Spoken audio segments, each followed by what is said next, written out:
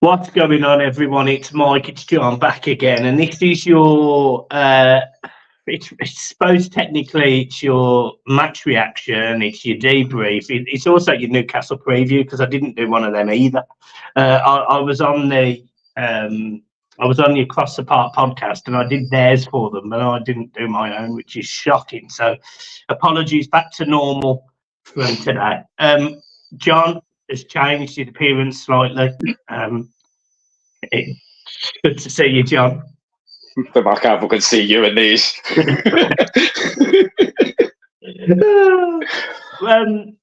I suppose we start. on the game.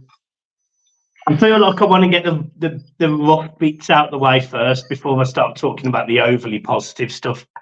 What about Calvert-Lewin miss? What about that miss? Yeah, I know. I mean, the technique was brilliant. He done everything right apart from put it in the net. You know, he chested it as control. He swiveled.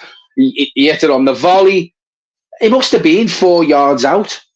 You know, I don't know whether he thought it was offside. I was unsure if it was offside, but this is what I've spoke about to you. We have not got an out-and-out striker. And I know this is quite negative and you want to get the shitty bits out the way first, so I will say that.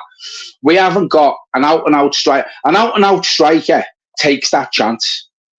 You know, now, again, it was another chance we created at home. McNeil put one just wide of the post before we went 1-0 up. So, you know, in respect of Michael, it could have been more than 3. You know, you said you wanted to get the rough edges out the way first. For me, there wasn't many. I thought it was a brilliant performance, better than what I expected, because I said to you and I said to people before the game, probably being negative, but I expected us to lose last night and beat Chelsea on Sunday because our home record hasn't been great.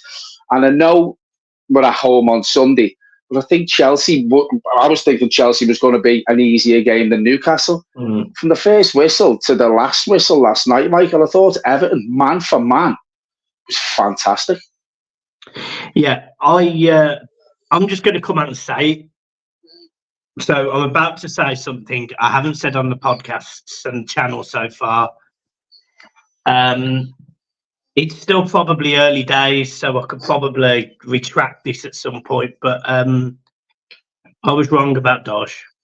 I was wrong about Dosh. He fucking brilliant. Michael's sitting on the Blue Boys network eating his fucking tail. He at the start of the season, you know, the whole starting Michael Keane and losing at home to Fulham and Wolves, etc., and the absolute pasting we got away at Villa. And yeah, look, I was very disillusioned, but you can clearly see that the Everton players want to play for Sean Dyche, and they're playing in a way that is getting us results. It's not the prettiest, but then we scored a goal yesterday that had 29 consecutive passes before the goal. So, I mean, 29, ole, way, way. And this is a team that Jamie Carragher said wasn't going to be good to watch. Fuck off, Carragher. And that's the thing. So, you know, Dyche has called me out before over Twitter. So he should. And he's absolutely right to call out fans like me again, which he already has done. And yeah, I was wrong. So massive credit to Sean Dyche. Are you going to say sorry to him? Sorry, Sean. Sorry, Sean. Sorry, Sean. Sorry, Sean. Yeah, I got it wrong. He's building a real unity at this football team, and I'm really happy about that. I can see positives. We would be 10th if it wasn't for the points deduction, and even if you do have some of the points deduction, we're certainly not getting relegated this season. And a lot of that is down to Sean Dyche putting this team back together again that has been, let's be honest, mismanaged for years. Sean Dyche has had both of his hands put behind his both of his arms tied behind his back. He's had a 10-point deduction. He's had no money to spend in transfers. And yet Everton, without a points deduction that is not his fault at all, would be sitting 10th. Would be sitting 10th. I mean, the guy I've said it, Sean. I was wrong, mate. I was wrong, and I'm very grateful that you seem to be getting the best out of these players. I mean, I've criticised you over starting Ashley Young every week, and to be honest, it does drive me mad. But he went into central midfield last night. He's 38 years old, and he was fine. He was absolutely fine.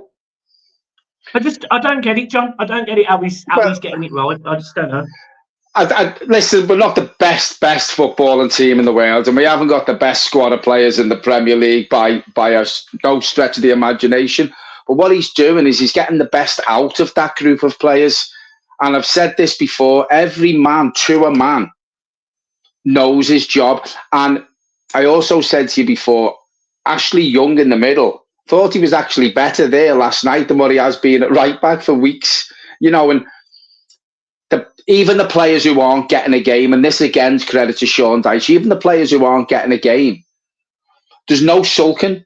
You know, on the last minute, he had to make changes because Jimmy Garner went down with an illness. Ashley Young's gone into the middle. They just get on with it, and you can see the unity. You watch the training videos. He's come in with a plan, and his ideas are starting to get across. Now, one thing I did want to mention as well to you is we spoke on the phone before, and I said to you, with this group of players, you know, you get some teams that once they lose one or two, their heads go down and they can easily go on and lose 3-4 games, like Tottenham have done. You know, Tottenham have lost their last 3 at home and they're on a bit of a downward spiral. City is struggling at the minute, if you can call it a struggle for Man City, which it is. But with Everton, you look at this team and you look at the manager and how he's setting up and how he's getting his ideas across with the mentality that he's instilled into these players. And you're confident that if Everton lose one game or two, we're not going to go on a losing streak. You know, we've seen it. We played Liverpool. We got beat by them. I think then we went away to Palace, and I think it was, or we beat someone else before that. We've won our last 2 away games. Then we go and beat Newcastle. And it's confidence. And as you said before, and listen, we have got the points deduction. Let's not make no bones about it. But, and it is a but, without that, we're above Chelsea, who we play on Sunday, who I'm more confident of beating than what I was last night, beating Newcastle. But credit to Everton last night, credit to the management team. Got it spot on, the game plan, and everyone's going on. These Geordies are crying all over social media, all the injuries and this and that. They still had a good 11 last night. Trippier was there, all right, he made mistakes. Joe Linton come back in. Gordon was doubtful, he played. Isaac played. Still had a good 11 last night, and for Everton to put a performance in like that against them, who are flying this season, is credit to the whole squad and the management team, in my opinion. Well, absolutely. I mean, this Newcastle side have beaten United, not just beat them, they spanked them. They've gone to PSG and was robbed, and yet they come to Goodison Park last night. And if I'm being honest, they got scored. They got scored. More. Yeah, they got scored. I mean, you know, we scored 3 good goals. And look, Newcastle did have a couple of chances. You know, Isak probably should have scored. And I think to be fair, Gordon, he latches onto a poor pass. I think it was Tarkowski the ball had gone to. And he strikes it really quickly with his right foot straight into Pickford. But apart from that, apart from those chances of no, Everton were the better team by a country mile. Yeah. And just like we was against Man United, when we had the better chances and we should have been in that game a lot longer than we was. We were in the Newcastle game, and when we needed to step up, we did. Dwight Manel scores a good goal. Trippier makes a couple of mistakes. They fall apart. But it was just brilliant. And the chanting from Newcastle fans, you know, the songs like Anthony Gordon. Yeah, well, that's a disgrace. But the one that, you know, the Anthony Gordon, he's signed for us because you're shit or whatever they were singing. You know, there's a video of him smiling as they're saying that and nodding his head. You know, this is a guy that was meant to, you know, blue bloods and all that. I get, look, you move on and football is football, and I get all of that. But it was quite nice, without sounding horrible yesterday, to give it back to him a little bit, give it back to Newcastle. Not necessarily in a horrible way, not in a negative way. A game of football's a game of football, and I'm not about fan violence and fighting and all of that, and I'm not about Feed the Scouts a song either. I think that's a disgrace. I really enjoyed the fact that we beat a Newcastle side where their trajectory is clearly upwards. It clearly is upwards. And it was just nice that Everton could just for that moment go, do you know what? We're still here. We're still to be argued with. We're not rolling over and having our belly rubbed anymore. We're stepping into this game and we're beating you and we're embarrassing you. And that's exactly what Jordan Pickford did. It's exactly what the Everton players did. It showed real unity. The fans were great. And, mate, we deserved all 3 points by an absolute country mile. And the biggest pleasure I got out of it was Newcastle, because I put them, for me, hatred for any football team and any football fans on a par with Liverpool. I can't stand them. And I took great pleasure in bumping them 3-0 last night. You know, they sing that song about feed the Scousers. I'm not being funny. I've been to St James's Park. Have you looked at your own shithole that you lived in? Do you know what I mean? You can't sing that to us. So I take great pleasure in beating them last night. And it was a lovely sight to see. Jesus. So just to clarify, standing there.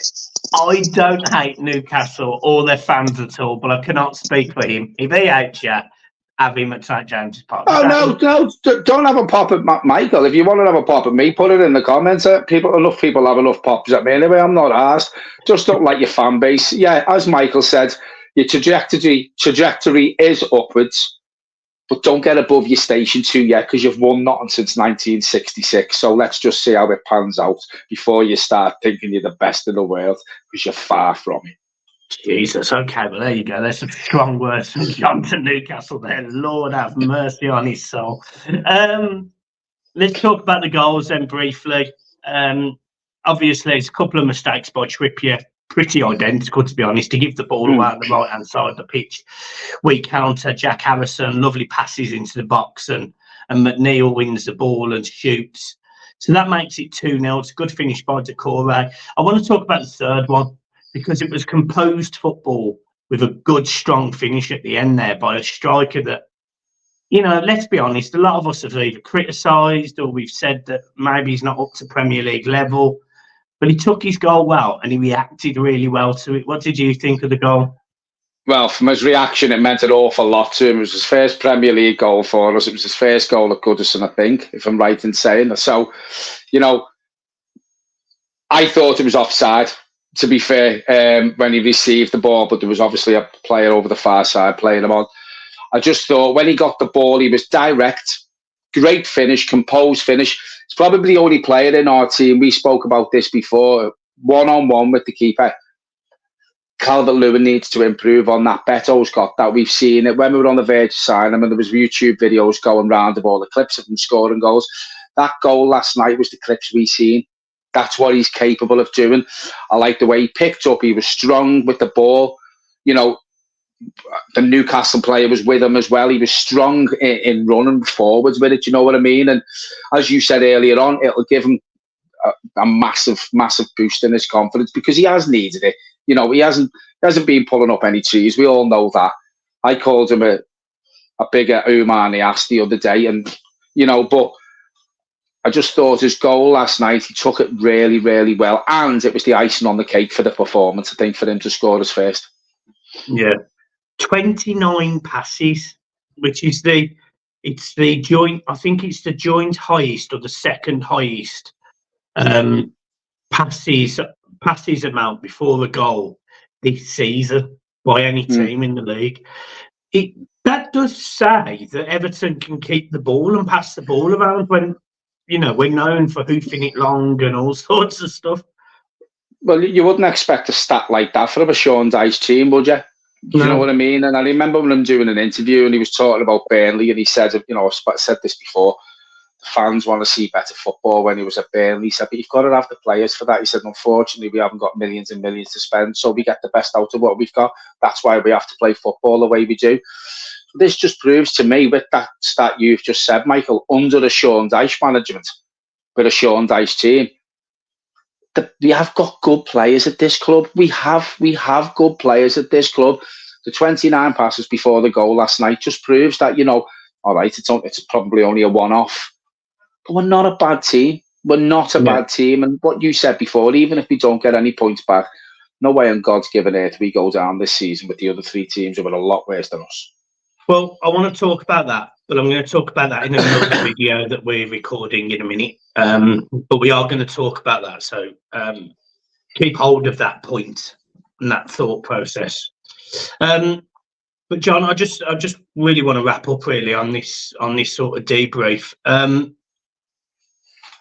Who was your man of the match? And I'm interested because obviously I didn't watch the game live, and I've watched the game back this morning. It's really difficult to call who's man of the match, but yet again, a certain left back looked amazing last night. Again, yeah, he's definitely had a new lease of life. You've put me on the spot with that because do you know what? Normally, straight away after the game, the next day, you can think to yourself, "Tell you what, he played well last night. You know, he was my man of the match." I can't do it today because, again, at the beginning of the video, I said to you, every player to a man stuck to their game plan and done what they were asked and didn't shake out to tackles, and we used the ball right and we took our chances last night. Well, the majority of them. I thought Tarkowski was fantastic again. Branthwaite, you know, he's going to be fucking brilliant, that kid. You know, future Everton captain, in my opinion. Mikalenko, Coleman done okay for his first game back. But Young done all right in the midfield. I can't pick one. I thought Garner Guy had a really good game as well, to be fair. I think McNeil got the official one, I think. But I can see why he did, to be fair. You know, the goal is direct running. He done what we've been asking of him for weeks, which is get that ball in the box. You know, some of the crosses that went in last night. So I can't give one. No, that's fine. That's fine. I'm glad we agree. It's really difficult, and that is another positive. You know, this Everton team. It's not like you can just go, yeah, he deserves it, or he deserves it, or he deserves it. Collectively, this team are all playing for each other, and they're playing for us as fans. Playing for the shirt. And this is what we said earlier on. Dice said at the beginning when he come in, all I want is for the players who were used every game to come off in that blue shirt with sweat on it. And I must say, for the last few games, obviously the Man United game is different, obviously for different reasons. But again, we had chances in that. But on the whole, since Dice has come in, the majority of the games, every player's come off that shirt, off that pitch with sweat on his shirt. I'm like, can't fault them. They're buying into his ideas. You know, the 10-point deduction, and we spoke about this when it happened on the video the day that we got 10 points took off us, has galvanised the club. And you know what? Probably a stupid comment, but maybe that's what the club needed. Yeah. Do you know what I mean? Obviously, we don't want to lose 10 points, but we're not going to go down.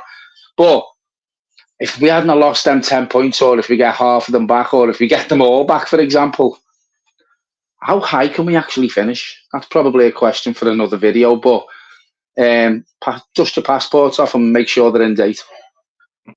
Up the toffee. Guys, we're going to leave it there. Make sure you hit the like and subscribe button.